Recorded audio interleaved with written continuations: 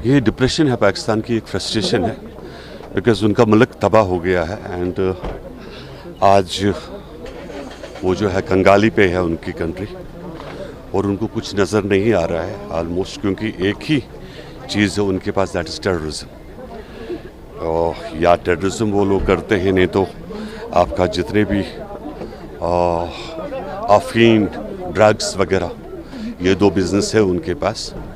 और जब भी देश के अंदर कुछ हम लोग आगे जाने की कोशिश करते हैं तो इन लोगों का ये रूटीन वर्क है, और इसका जो है हमें पूरा यकीन है अपनी फोर्सेस के ऊपर कि विद इन ज़्यादा टाइम नहीं, विद इन 24 आवर्स जो है इनको रिज़ल्ट मिलेगा, और देश इसके लिए तैयार है और जवाब देगा।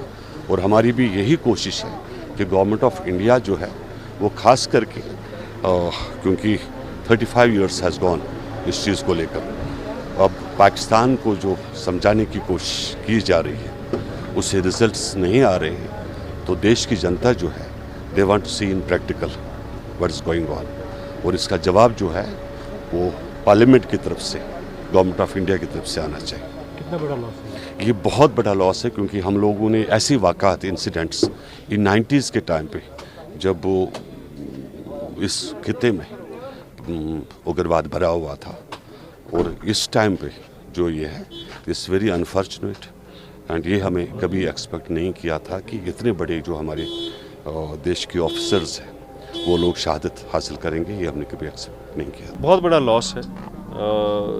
3 अफसर हमारे शहीद हुए हैं दहशतगर्दों के ख़िलाफ़ एक ऑपरेशन में कोकरनाग में, एक बहुत बड़ा लॉस है।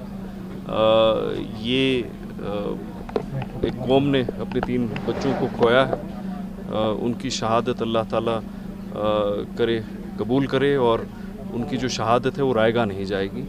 ये एक मुसलसल तौर एक जंग, एक नज़रियाती जंग हम लड़ रहे हैं दहशतगर्दी के ख़िलाफ़।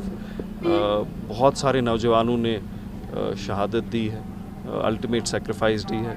DSP हुमायूं भट्ट की सेक्रीफाइस, हमारे आर्मी के कर्नल जो हैं और जो मेजर हैं उनकी सेक्रीफाइस जो है, ये भी उस लेगेसी ऑफ सेक्रीफाइसेस में, उस दरिया, शहादत के दरिया में एक और दरिया मिल गया है। अल्लाह ताला उनके लवाहिकीन को सब्र जमील दे, उनको उनकी मगफिरत करें, और ये इज़हार करना बहुत ज़रूरी है कि पूरा कौम, पूरा अवाम उनके अयालों के साथ है, उनके कलीग्स के साथ है, यकजहती का इजहार कर रहा है। और ये एक मैसेज लाउड एंड क्लियर होनी चाहिए उन शरपसंद नासरों को जिनने ये किया है कि कश्मीर के जो लोग हैं बिलखुसूस, और बिलअमूम जो पूरे कौम के लोग हैं, वो दहशतगर्दी के ख़िलाफ़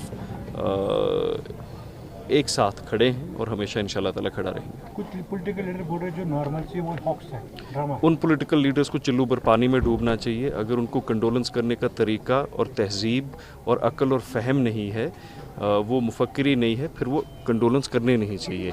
इन मसलों पे पॉलिटिकल पॉइंट स्कोरिंग करना, इस सूरत हाल में, इन सर्कमस्टांसेस में कोई पॉलिटिकल पॉइंट बोलना एक इंसान कम से कम नहीं बोल सकता। एक हैवानी मरहले से किसी का दिमाग अगर गुजर रहा होगा वो बोल सकेगा। किसी को इक़्तिदार की भूख होगी, किसी को सियासत करने की भूख होगी। ये कौन बोल रहा है कि नॉर्मल सी नहीं है? ये क्या वो बोल रहे हैं जिनके दौरे इक़्तिदार में यहाँ पे 100-200 के मयार में और ये न्यूमेरिकल काउंट में यहाँ हमारे बच्चे मरे? ये कौन कह रहा है? This is not the time to score political points. This is the time to stand together, irrespective of political differences. Stand together for our nation and for the brave hearts of this nation. जो हमारे सिपाह हैं इस मुल्क के, जो दहशतगर्दी के खिलाफ लड़ रहे हैं, उनके और उनके अयालों के साथ यकजहती करने का टाइम है। सियासी स्टेटमेंट देने का ही टाइम नहीं है। कोई बोलने की बात है क्या? ये लगातार तीसरा दिन है आज एनकाउंटर। इस पे कोई बात मैं नहीं कह सकती। एक माँ बाप का जवान बेटा इस तरह शहीद हो गया तो उनके लिए क्या रहा? उनकी तो दुनिया ख़त्म हो गई ना। अब इस पे हम क्या करेंगे? कितनी बार बोलेंगे मजम्मत करते हैं, कंडेम को, उससे तो वो वापस नहीं आएगा। वो इतना 1 साल भी उसकी शादी को नहीं हो गया था और इस तरह गोलियों का शिकार हो गया। ये तो हमारी बदकिस्मती है जम्मू कश्मीर की कि हमारे जवान इस तरह शहादत पाते हैं जबकि उनके दिन हंसने खेलने के होते हैं और वो कब्रिस्तान की रौनक बन जाते हैं।